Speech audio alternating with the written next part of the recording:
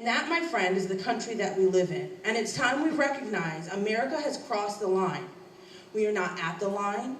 We are not almost at the line. We have crossed the line. And we are now fighting to awaken the American spirit and call our fellow man to revival. Each one of us in this room has been called to stand up and speak out. We must be unified and focused. Our president, as a younger man, used to teach a class based on the teachings of Saul Alinsky, whose book Rules for Radicals was dedicated to none other than Lucifer himself. It's the greatest trick the devil ever pulled was to convince man that he, the devil, didn't exist. What is the implications of this wool being pulled over some men's eyes?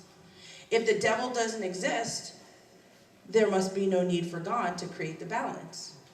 Man without God becomes a god unto himself.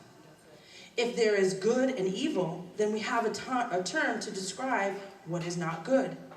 If there's no right and wrong, what do you call that which isn't right? If whoever is and thus leading us to whoever is in power gets to determine what is good and evil. Right now, that man happens to be the Democrat Party, and the Republicans would rather compromise with that man than call that man's definition of good and evil what it really is: wrong.